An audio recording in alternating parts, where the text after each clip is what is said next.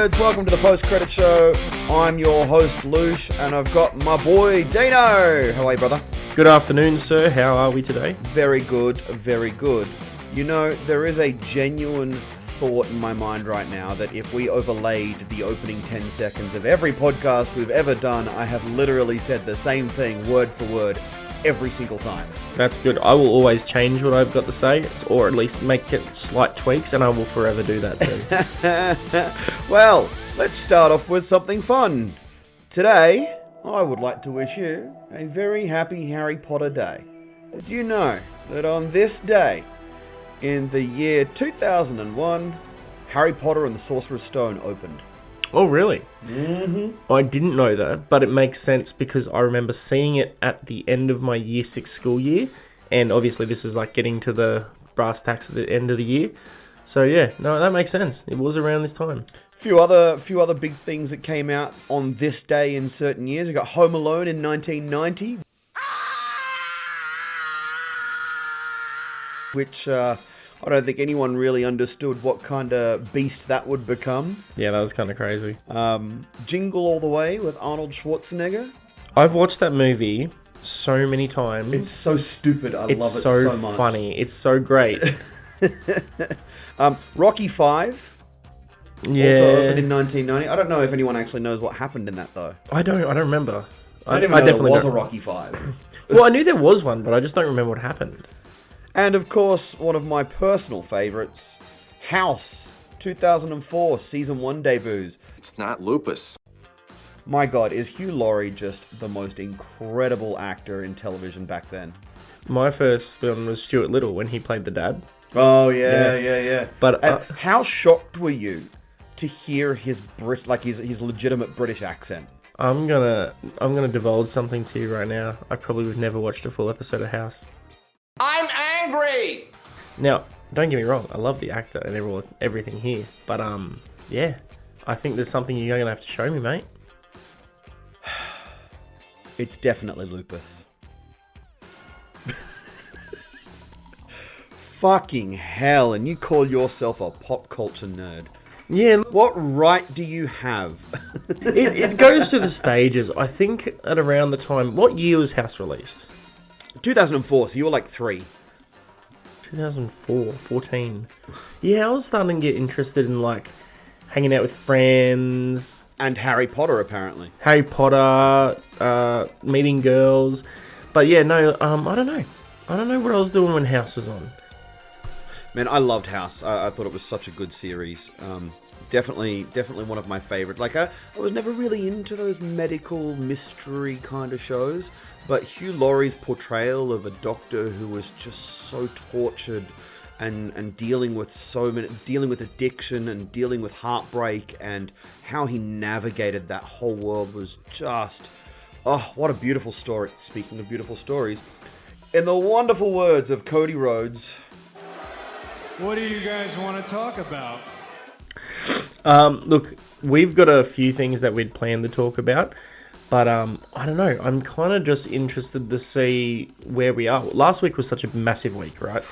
Last week was huge. We had the Marvels, we had Loki, and then now we're kind of in this like anticipation, waiting for the next thing to come, which we know is Monarch, Legacy of Monsters, which we know is all these other things on the horizon. We got, I think it's What If coming very soon. Oh, I don't know. Today was a big day in pop culture. Let me tell you some of the things that happened today. So, it is Thursday the 16th of November. By the time you guys all hear this, it should be Sunday. So, but holy shit, today was a big day. Let's start with the bad. As reported by The Hollywood Reporter and the Rolling Stone magazine, Avengers Kang Dynasty loses director Destin Daniel Cretton. Right. What does that mean for Avengers Kang Dynasty? So is Kang Dynasty is supposed to be the next one of the Avengers namesake, right? Mm-hmm. Because then you've got Secret Wars, which is following that, but I think they follow them pretty closely. Right? I think Kang Dynasty and Secret Wars is essentially Endgame Part 1, Endgame Part 2 yeah. from this phase. Yeah, okay, no, I get that one. Yeah. Now, for context, Destin Daniel Cretton is the director of Shang-Chi and is going on to direct Shang-Chi, as well as Wonder Man, a new series that Marvel announced today as well. Right. You've been busy today. Oh boy. I haven't been busy. I'm not Marvel. I wish I was Marvel. You've been busy consuming the content. Can you hire me, please? Can I get a oh So, Destin Daniel Cretton, no longer attached to Avengers Kang Dynasty. Mm-hmm. There is very, very loud rumors going on, because apparently, now I don't know and I don't want to comment on active court cases, but from what I understand, as we speak, Jonathan Majors' case is going through the courts at the moment. Mm-hmm. Now, my general feeling, and again, not commenting on the validity of the case, it's not our place to do so, but my general feeling is if Marvel have made such a big move today while this is going on, it does raise the question whether or not they have been telegraphed something that we are yet to find out.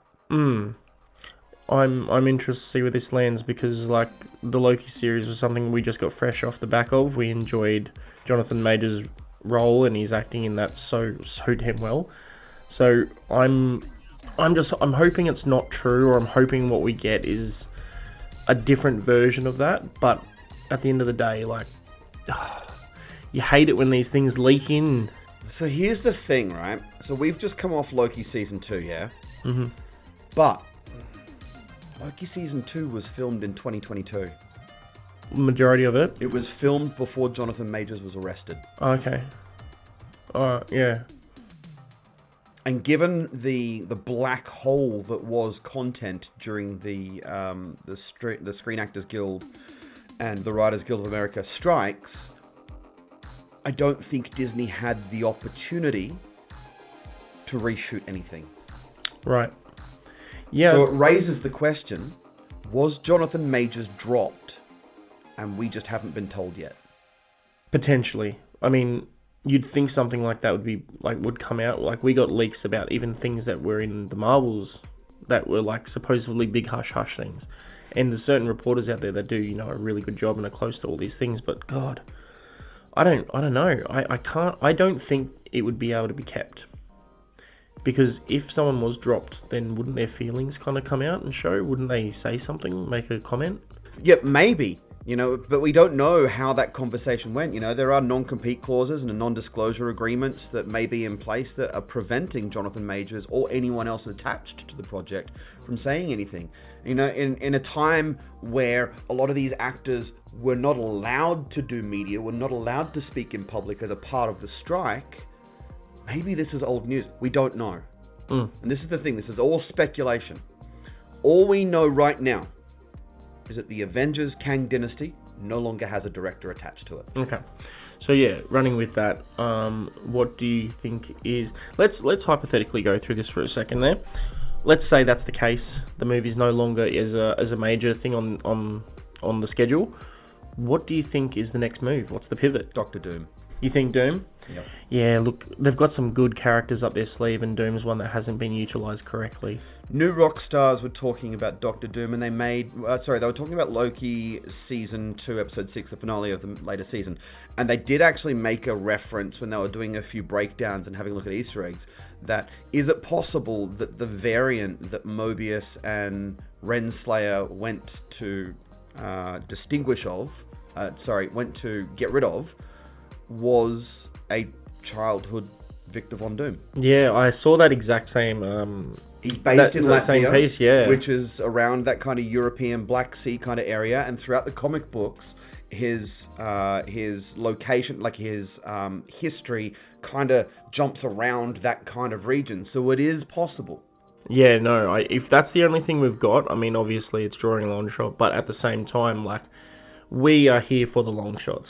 And if we noticed it, surely Marvel must have gone, hey, there's a way for us to get there. I don't think they do anything not on purpose.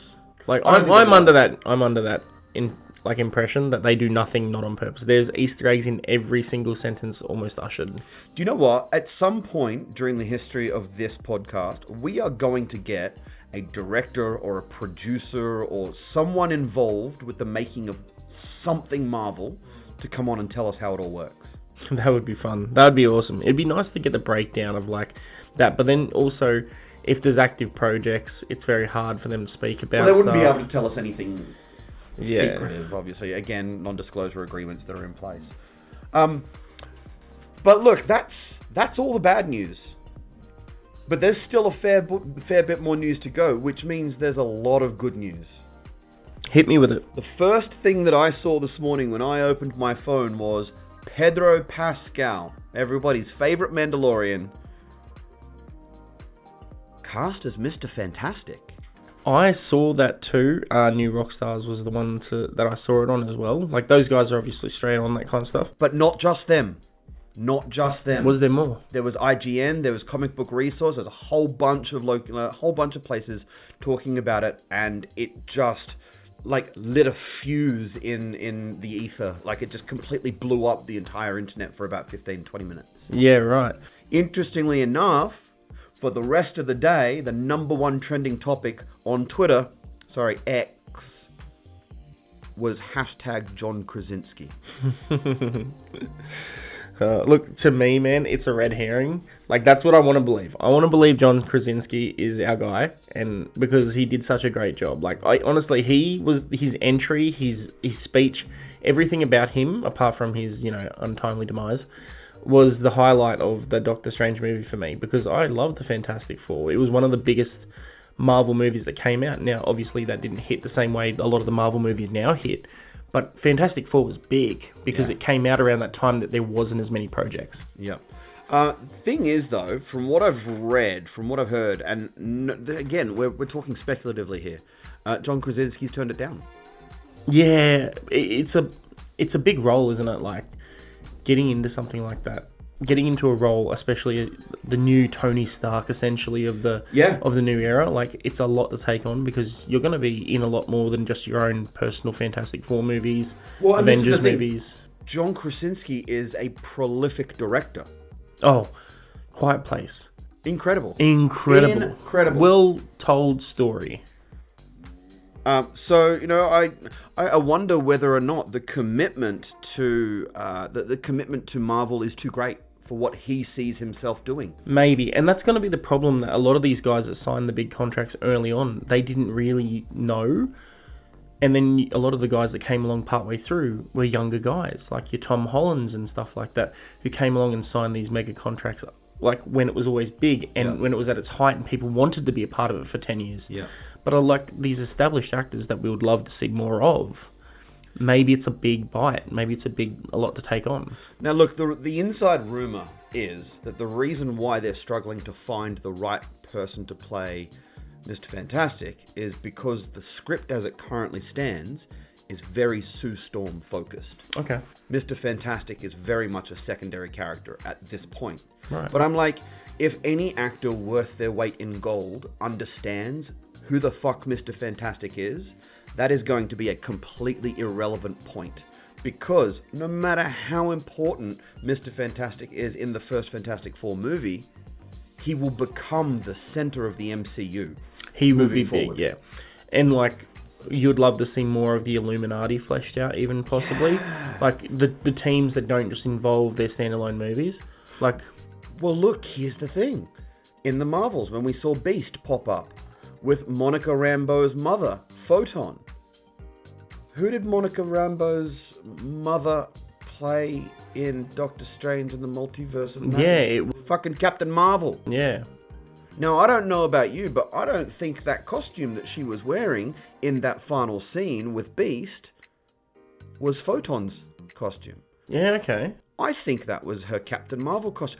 I think Monica Rambeau has landed in that same universe that we saw in Doctor Strange. Yeah, which would be interesting. But then I believe also at the same time, didn't Beast mention Charles in the post-credit scene? Yeah. Am I imagining that? No, I'm pretty sure he mentioned Charles. I thought he said something about Charles. We don't know where we don't know when she landed though. This is the thing. Space and time is loose. All over the place. So she could have landed. I mean, fuck. We don't know. We don't know. There's so much crossroads. There's so much going on, and there's so many characters that I'm only just thinking of now that I want to see more of, like America Chavez and all that. She was great. She was fun. Now, look, while we're still talking about Marvel, another announcement was made today, and I'm really fucking stoked about it. We know that we've got Deadpool 3 coming in May next year. I cannot wait to see Ryan Reynolds, Hugh Jackman on the same screen together. Finally. It's like a romance story that no one ever thought they'd get to see on the big screen. But news has broken today that Liev Schreiber, Sabretooth, is back as well. Yeah, he was great in that first X-Men Origins movie. He played a good, evil older brother to James Howlett's Logan's Wolverine's character. Yeah. And yeah, I'm actually, God, that movie's gonna be huge. There's so much now, and now they're just not just borrowing from the Fox universe, but they're borrowing from the Marvel universe. Dude, I'm even hearing rumors that Elektra's going to be in the movie. Elektra. And I'm like, how? I mean, they can do whatever they want now, can't they? This fucking thing is going to end up becoming the next fucking Avengers. Yeah, I think you might be right there. I think there's a little bit of that going on for sure. And you know what? Like, if we end up with a Wolverine and Deadpool headed up Avengers, and that somehow moves down the path of introducing the Fantastic Four and Victor Von Doom being the big bad, I'm fucking here for it. Well, for this one, I truly believe they're going to go with the Deadpool kills the universe. I think so too. I think because they have it with Fox. They have it lined on a silver fucking platter. They're going to have it with Fox. Deadpool kills the universe. It's got to happen. I think so as well. And like, man, what a way to welcome Deadpool into the MCU. And for those of us listening that doesn't realise that reference, there is a comic book series and an arc where Deadpool literally kills the universe and everyone in it. Now, we don't know whether or not that's what the movie's going to be based on, so I'm going to tentatively say, if you haven't read that comic book series, head down to your local comic book shop and get your collection, like, get started on that. Like, you just do it. Trust me, you'll love it. We don't know, we do know that Marvel likes to deviate from time to time from the script, as it were, so yeah, there might not be too many spoilers, but just bear that in mind. But yeah, holy shit, this is going to be a really, really exciting development. Sad news with regards to Jonathan Majors, but hopefully Marvel are able to think on their feet and, I guess, rescue what some people deem to be the blandest storytelling. I don't know, man. I think they're fucking telling a great story. Look, at the end of the day, people hated Thor, with Thor 2. People hated Avengers Age of Ultron. They fucking hate it. James Spader as Ultron, I thought was the most brilliant casting that I'd seen for a long time. God. That voice was just so good. People hated it. But in hindsight, the Infinity Saga is a masterpiece. Oh, the whole thing is a masterpiece. And to be fair, I actually didn't mind Thor the Dark World. I was a big Thor fan when I was younger, so like that was a very easy one for me. I enjoyed it. But I don't think there's a Marvel movie I don't enjoy. I would agree with that. Moving outside of the Marvel Cinematic Universe, but still tangentially related, Madam Webb. The trailer dropped today. Madam Webb, Sony's Spider-Verse. I have not seen the trailer. I don't spoil it for me, but just give us a little bit of juice. Look, obviously, Sony's Spider-Verse that doesn't currently include our current version of Peter Parker, i.e. Tom Holland, or does it? We don't know. Okay. We don't know yet, because we do know that Sony does have a fair amount of control over what happens with Spider-Man. And we have seen a very brief moment of a crossover there in Venom when Venom crossed over into Multiverse of Madness. The Avengers universe. For a brief moment. So we don't know what implications this movie's going to have. Who knows? It might be a part of a grand coming together. But essentially, you got Madam Web, you got Spider-Girl, you got Spider-Woman, you got a whole bunch of different characters throughout comic book history. Madam Web is a really popular comic book series based inside the Spider-Man universe. I'm not going to ruin it for you. There is a lot of really, really cool shit that goes on in this trailer. There is another Black Spider-Man-ish looking costume in this, and it certainly gives me some throwback feels, some throwback vibes. Who fucking knows where this one's going, man? Like, the Sony universe, the Sony Marvel universe has been so miss, hit, miss. So like Morbius. Fuck me dead. What a bad movie. It hurts me to say it because I'm always a massive fan of Jared Leto. Like, I was a 30 Seconds to Mars kid growing up. Like, he won an Oscar for a great movie that I love, Dallas Buyers Club. He was in a movie that I loved with Nicolas Cage, Lord of War, back in 2003. Like, there is so many good movies that have him in it. Requiem for a Dream. Oh my Far god! out. What a performance! Right? Oh my god! That movie has lived in my brain rent-free for 20 years. Every time I think of Darren Aronofsky... I was about to say, Darren Aronofsky. I still need to see The Whale. Yeah, Still haven't seen it. We'll get there. We'll get there. But yeah, man, like, Morbius was just absolute, utter trash. It felt rushed. It felt so rushed. Do you know what? Like, I'm not going to go into detail about where I work, but my place of employment ran a competition for visitors to my venue, where they were giving away, you had to enter this competition on social media, they were giving away tickets to see Morbius on its second release after it was originally released, bombed, and then people made it a viral sensation because it was that bad, and then Sony thought, oh shit, people want to see this again, and they dropped it back in cinemas and it's still bombed. That was like, that moment for me, it makes me smile. There was such a funny time, it's Morbin time. Yeah. But like, we ran this competition at my workplace and 10 people won free double passes. Do you want to guess how many people came in and picked up their double passes? How many? None. Oh no. We couldn't fucking give tickets away to that trash. Yeah, look, it's a hard one. I wanted it to be good. I like vampire movies. Like, one of my favourite movies of all time is The Lost Boys. Oh, like, yeah. So it's with River Phoenix. Oh, with friggin' Kiefer Sutherland. Kiefer Sutherland, yeah. Who else? There's so many names in that. But yeah, it's one of my favourite movies of all time, and you always want, a vampire movie or those all dark stories to go back to that way of telling. But yeah, that one was, I don't know. Like, Matt Smith was good in moments, but he was like campy in others. So it's like, it was hard to connect. He was better in House of the Dragon. He's great.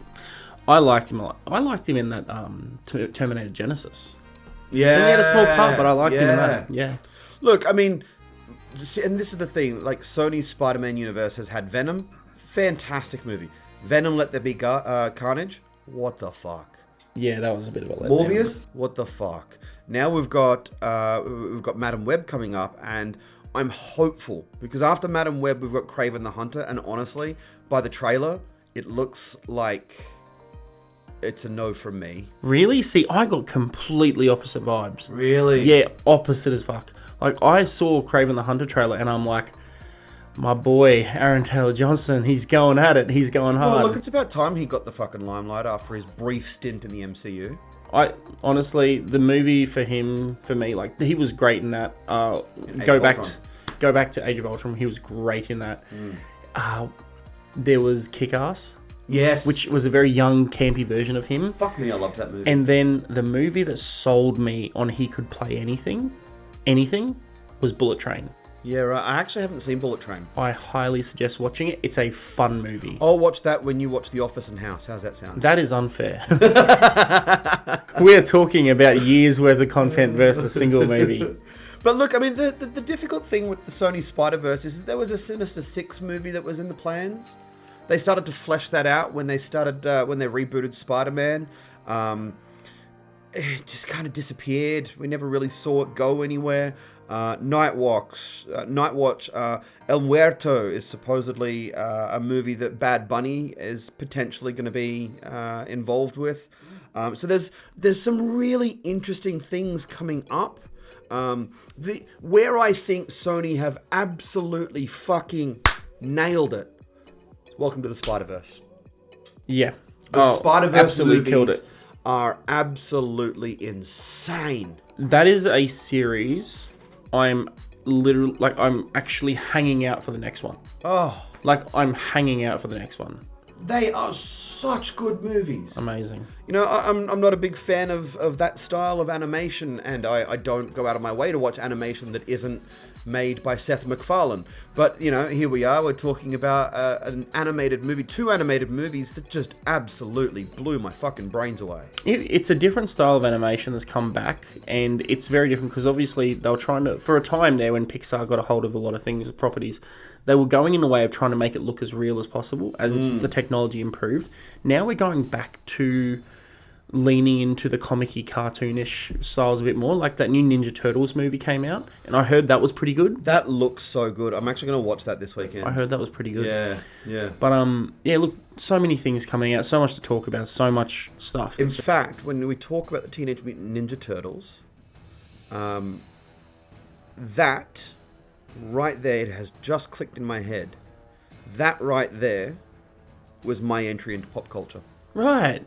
Yeah, okay. I very distinctly remember having all of the first ever animated TMNT VHS tapes. And I'd started collecting them, and when I started not getting A's in school, my parents would confiscate them from me so I couldn't watch them. Well, I mean, you are carbon dating yourself a little bit here, my friend, but at the same time, Ninja Turtles, Shredder, what a bad guy. Oh, man. Vanilla Ice.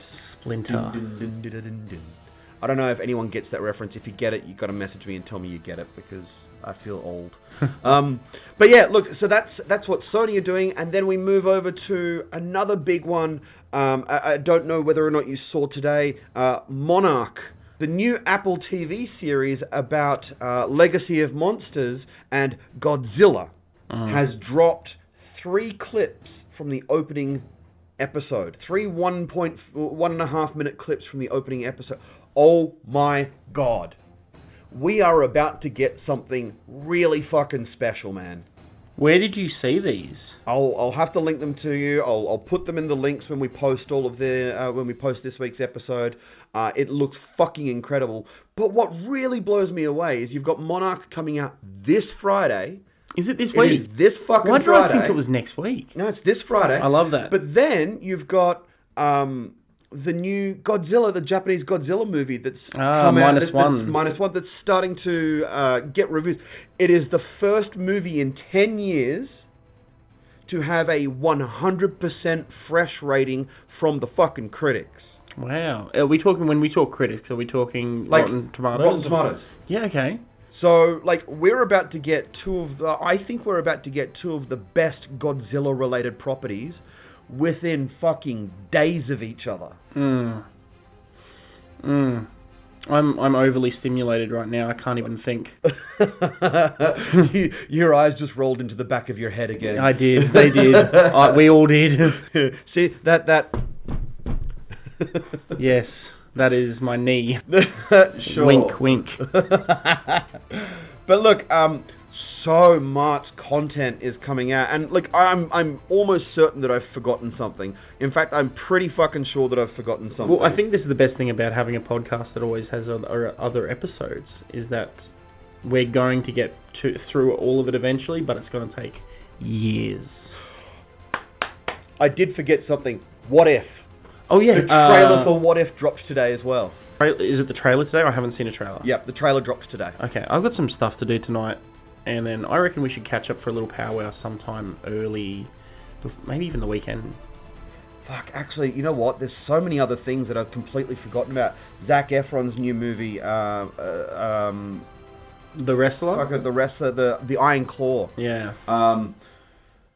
Firstly, as a WWE fan, as we all know, if you've listened to, I think it was episode 3 or 4 or whatever it was, where Sam and I caught up and spoke wrestling, I'm so stoked about this. Now, my understanding is that this movie is exceptionally good, that Zac Efron was really, really stoked with how it came out. I think he said something about it was transformative. We're going to get to see a very, very sexy, buff-looking Zac Efron, which I'm okay with. But, like, it also reminds me that there's also another project in the works that's supposed to come out next year. Now, I don't know if it's been delayed or not, with Chris Hemsworth playing Hulk Hogan. I heard about this. Yeah, man.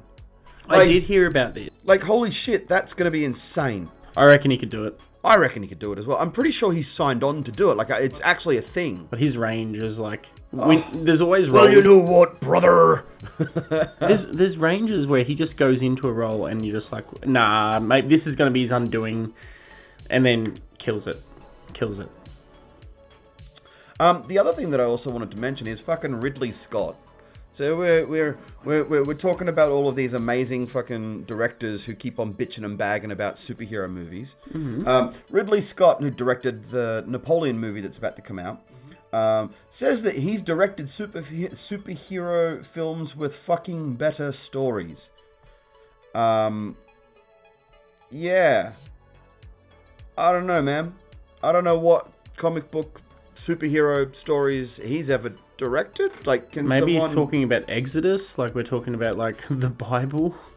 I don't know what he's referring to. Yeah, neither do I. I mean, Alien. I mean, it's like there's adaptions, but it's not definitely not what he's referring to, right? Yeah, I don't know. Like but like, man, if you don't like comic book movies, don't fucking watch comic book movies. Yep. Seriously, bro. Like, I'm never gonna shit on the guy's quality of talent because he's a fucking like there are a handful of directors in the current generation. You know, you've got your Ridley Scotts, you've got James Cameron, you've got your Tim Burtons, Steven Spielbergs. You know, I would even go so far as to say Jon Favreau, the Russo brothers. You know, like you've got these directors who will just like for decades will transcend their work. Yeah. Oh yeah, like bro, we get it. You don't like comic book movies? Move on. These guys are old school. It's hard for them to see and the new evolution of things. Like a movie that made less money back in the day could be profitable at the cinemas because of like stuff like the DVD releases that followed it. But now it's a lot harder for it to be profitable. So a lot of those movies don't get the limelight they should. And you know, obviously, our time in the sun is now. Like we're getting all spoiled with all the superhero movies and the comic book movies and the super stuff that wouldn't happen in real life. But I do get it. But we're blessed. In other good news, Mortal Kombat 2 has resumed filming with Carl Urban playing not Kano.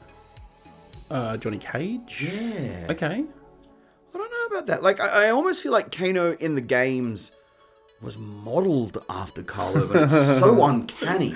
Yeah.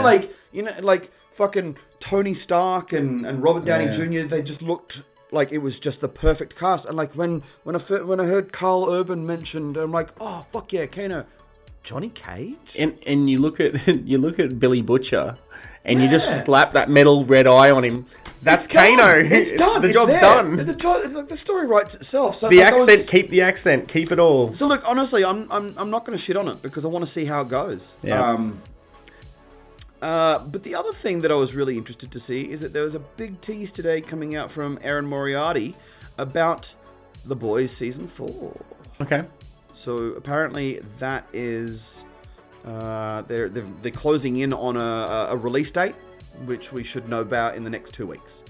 So that's really exciting, man. There's a lot of shit to come up. I think we've nailed so much, and there's so much to digest. I'm going to go away and actually watch the trailers and everything you mentioned, and then I'm going to come back and give my interpretations, maybe in a small section of the next one. Fuck yeah. So yeah, look, it's been a fucking wild week, bro. It's been a wild day. Like, holy shit. A lot has happened in one day. Yeah, man. Yeah.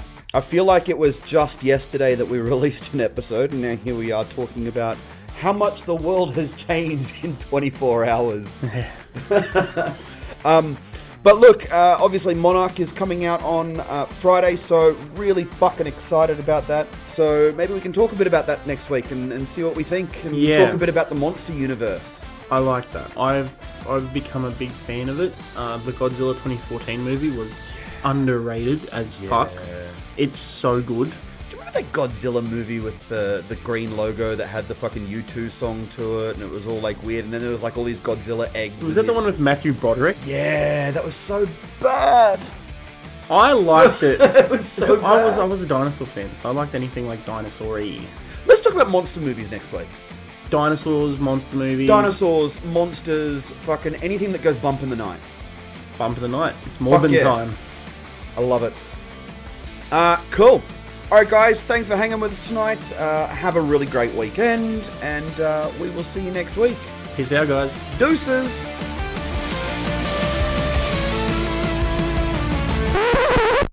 Hey, Dean. Yeah, man. So a bloke runs into a bar. And he runs up to the bartender, and he's panting and exhausted. He walks up and runs up to the bartender and goes, hey, give me 10 shots of whiskey. So the bartender starts pouring 10. Quick. He's pouring 10 shots really quickly, and he skulls them. 1, 2, 3, 4, 5, 6, all the way to 10. And he goes, okay, give me another 10. 1, 2, 3, 4, 5, 6, and the bartender is doing it rather slowly. So quick. And the bartender turns around to him and goes, man, what you got to be so quick for? And the guy turns around to the bartender and says, man, you'd be quick too if you had what I have. And the bartender's like, well, what do you have? $5?